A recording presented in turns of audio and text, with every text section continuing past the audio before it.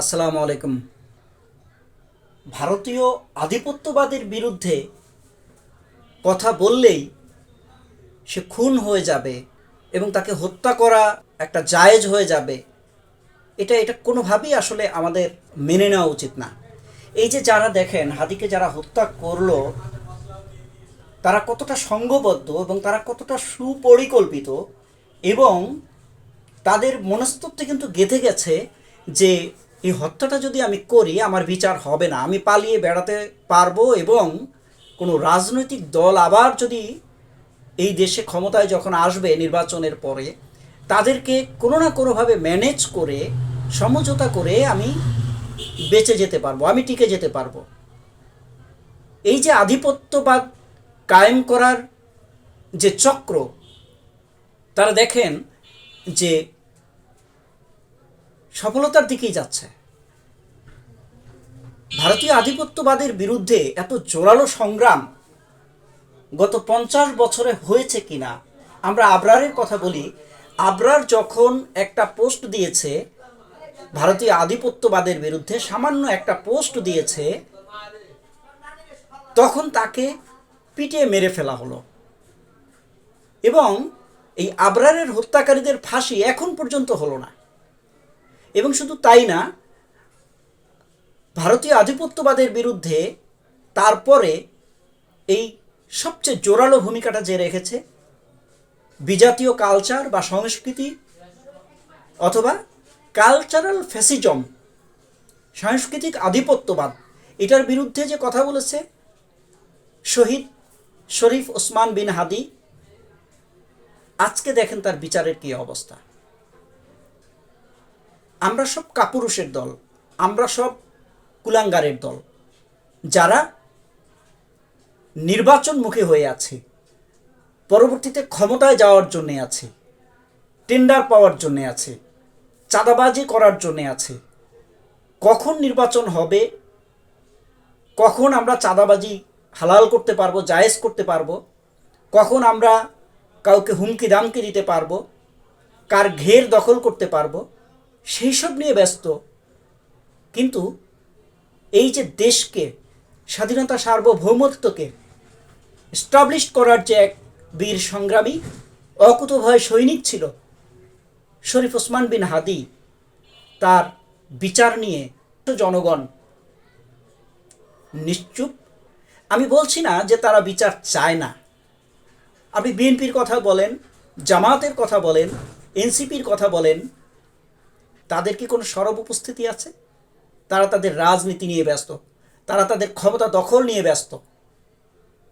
কতটা ভয়ঙ্কর একটা রাজনৈতিক পরাশক্তি, কতটা ভয়ঙ্কর একটা রাজনৈতিক বেধির মধ্যে আমাদের বাংলাদেশ যাচ্ছে ভাবা যায়। এই আধিপত্যবাদের বিরুদ্ধে আমাদের সংগ্রাম জারি রাখতেই হবে, কোনোভাবেই এবার ছেড়ে দেওয়া যাবে না। হাজার বছরে একজন হাদির জন্ম হয়, কোটি কোটি জনতার ভিতরে, 18 কোটি জনতার ভিতরে একজন হাদি জন্ম হয়। এত সহজ নয়। আমরা হাদিকে হারিয়ে ফেলেছি। আমরা সবাই মুখে ফেনা তুলে ফেলছি, তুমি কে, আমি কে, হাদি হাদি। কতজন আজকে আমরা ভারতীয় আধিপত্যবাদের বিরুদ্ধে কথা বলি, কতজন আমরা ফেসবুকে সরব, কতজন আমরা ইউটিউবে সরব ভারতীয় আধিপত্যবাদের বিরুদ্ধে।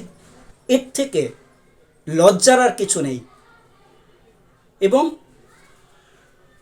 ধীরে ধীরে ধীরে ধীরে কিন্তু আমরা হারিয়ে যাচ্ছি। এবং ক্ষমতার যে লোভ, যে লালসা, দেখেন যে সব কিছুকে গ্রাস করে শুধু নির্বাচন নির্বাচন। 24-এর আন্দোলন কি একটি নির্বাচন হয়ে আরেকটি রাজনৈতিক দলের কাছে দেশ যাবে সেজন্য আন্দোলন? 24-এর আন্দোলন স্বাধীনতা সার্বভৌমত্বের আন্দোলন। 24-এর আন্দোলন ভারতীয় আধিপত্যবাদ বিরোধী আন্দোলন। 24-এর আন্দোলন পাকিস্তানের আধিপত্যবাদ বিরোধী আন্দোলন। 24-এর আন্দোলন আমেরিকার আধিপত্যবাদ বিরোধী আন্দোলন। দেশের স্বাধীনতা সার্বভৌমত্ব যারা যারা আধিপত্য কায়েম করতে চায়, তাদের সবার বিরুদ্ধেই 24-এর আন্দোলন। যদি ভারতীয় আধিপত্যবাদের বিরুদ্ধে আপনি সরব হতে না পারেন, যদি ভারতীয় আগ্রাসনের বিরুদ্ধে আপনি সরব হতে না পারেন, তাহলে আপনি এদেশের নাগরিক হওয়ারই যোগ্য না। ভারতীয় প্রত্যেকটা উপাদান প্রতিহত করতে হবে, সেটা রাজনৈতিক, সেটা সাংস্কৃতিক, বাণিজ্যিক, সেটা অর্থনৈতিক। আমি যদি আপনাদেরকে একটু স্পষ্ট করি, দেখেন, যখন ফিলিস্তিনের উপরে আগ্রাসন হলো, ইসরায়েল যখন আক্রমণ করলো, আমরা বললাম বয়কট ইসরায়েলি পণ্য, বয়কট। আপনি ভারতীয় পণ্য বয়কটের উপরে কতদিন মুভমেন্ট করেছেন? কতদিন নিজে জোরালো ভূমিকা পালন করেছেন? নিজেকে জিজ্ঞাসা করে দেখেন। আপনি ভারতীয় টিভি চ্যানেলগুলো কন্টিনিউ দেখছেন, আপনি ভারতীয় পণ্যগুলো নিয়মিত নিচ্ছেন। সব দিক থেকে আপনি যখন ভারতকে বয়কটের ডাক দেবেন, ভারতীয় আধিপত্যবাদের বিরুদ্ধে যখন আপনি ডাক দেবেন, তখন ভারতের যতগুলো রাজনৈতিক দল ভারতের তাবেদারি করবে, পাচাটাগিরি করবে, তাদেরকে বয়কট করতে হবে। ভারতের যতগুলো পণ্য বাংলাদেশে ঢুকে ভারত সুবিধা নিচ্ছে, অর্থাৎ ভারতে বাংলাদেশি টাকা চলে যাচ্ছে, ভারত লাভবান হচ্ছে, যেসব পণ্য আমরা ব্যবহার করলে সেই পণ্যগুলো বর্জন করতে হবে। প্রতি বছর কোটি কোটি টাকা বাংলাদেশ থেকে চলে যাচ্ছে ভারতের প্রত্যেকটা চ্যানেলের সাবস্ক্রিপশনের পিছনে। আমাদের সেগুলো সরব হতে হবে। ভারতের মতো এত বড় রাষ্ট্রকে তো আমরা চ্যালেঞ্জ করতে পারবো না, কিন্তু তাদের পণ্য, তাদের সংস্কৃতি, তাদের পলিসি সবগুলোকে যদি আমরা প্রতিরোধ করতে পারি, আমার দেশের স্বাধীনতা, সার্বভৌমত্ব আমরা অক্ষুণ্ণ রাখতে পারবো। তা না হলে ভারতের সেই অঙ্গরাজ্যের মতোই আমাদের থেকে যেতে হবে। ভারতের বিরুদ্ধে এখনই সময়, কোনো ছাড় নয়। পাড়ায় মহল্লায় যেখানে যতগুলো ডিশ ব্যবসায়ী আছে, হাদির রক্তের কসম খেয়ে বলছি, আপনারা সবাই আসুন না। আপনার এলাকায় যে ডিশের ব্যবসায়ী আসে তাকে বয়কট করুন, আপনি তাকে বাধ্য করুন ভারতীয় চ্যানেল বন্ধ করতে। সে প্রতি মাসে ভারতের প্রত্যেকটা চ্যানেলকে সাবস্ক্রিপশন দিয়ে যাচ্ছে। ভারতীয় চ্যানেলে প্রচারিত সংস্কৃতি, ভারতীয় চ্যানেলে প্রচারিত বস্তা পচা, সমাজ বিধ্বংসী, রাষ্ট্র বিধ্বংসী, ধর্ম বিধ্বংসী অনুষ্ঠানগুলো প্রচারিত হচ্ছে বাংলাদেশে।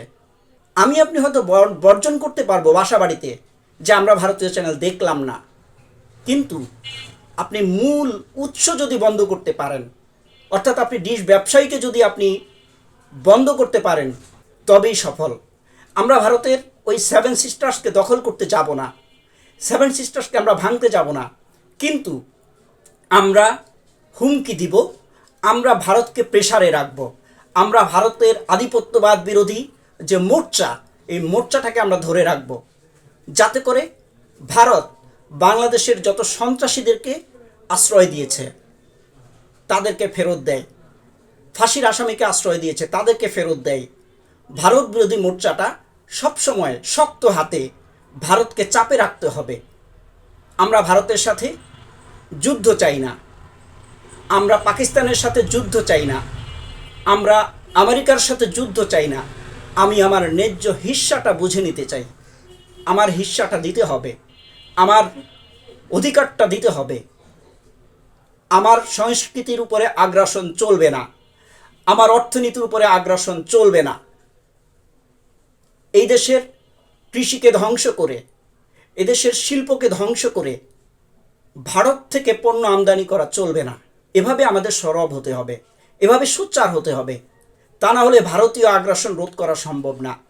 আমরা হুমকি দিলাম 7 সিস্টার্সকে খেয়ে দিব, এটা আমরা তাদেরকে একটা প্রেসারে রাখার জন্য বলছি, কিন্তু 7 সিস্টার্সকে খেয়ে দেবো বলে বাসায় গিয়ে আমি জি বাংলা ছেড়ে দিলাম, জি টিভি ছেড়ে দিলাম, সোনিয়া আর্ট ছেড়ে দিলাম, স্টার স্পোর্ট ছেড়ে দিলাম।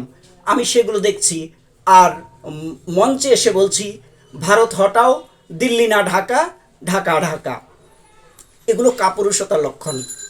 এখনও যারা বোঝেন না ভারত বিরোধিতা কী, এখনও যারা বোঝেন না ভারতীয় আধিপত্যবাদ কী, এখনও যারা বোঝেন না ভারতকে কিভাবে কোণঠাসা করতে হবে, তাদেরকে বলছি রাজনৈতিক ক্ষেত্রে ক্ষমতায় যাওয়ার জন্য ভারতের পাচাটা বন্ধ করেন। সাংস্কৃতিক ক্ষেত্রে ভারতের আধিপত্যকে রুখতে ভারতীয় সকল ধরনের সংস্কৃতিকে গলা টিপে হত্যা করেন। অর্থনীতির ক্ষেত্রে বাংলাদেশ থেকে 1 টাকাও যেন ভারতে না যায়, সেজন্য কেউ চিকিৎসার জন্য ভারতে যাবেন না, কেউ ভ্রমণের জন্য ভারতে যাবেন না, কেউ ভারতের চ্যানেলগুলো দেখবেন না। বাংলাদেশে যারা ডিশ ব্যবসায়ী আছে, আমাদের বাংলাদেশের এই যারা ভারত বিরোধী মোর্চা আছে, সবার উচিত হবে যার যার এলাকায় যে ডিশ ব্যবসায়ী আছে তাদেরকে ভারতীয় চ্যানেল বন্ধ করতে বাধ্য করা। এভাবে করে ভারতকে অর্থনৈতিকভাবে, সামাজিকভাবে, সাংস্কৃতিকভাবে, ব্যবসা বাণিজ্যিকভাবে, রাজনৈতিকভাবে ভারতকে কোণঠাসা করতে হবে, যাতে করে সে আর কোনো আমাদের সন্ত্রাসীকে আশ্রয় দিতে না পারে, সে আর আমাদের উপরে আধিপত্যবাদ কায়েম করতে না পারে। কাপুরুষের মতো রাস্তায় মঞ্চে দাঁড়িয়ে বক্তৃতা দিবেন আর ঘরে গিয়ে ভারতীয় চ্যানেল দেখবেন, ভারতীয় পোশাক পরবেন, এই কাপুরুষতা আমাদের বন্ধ করতে হবে।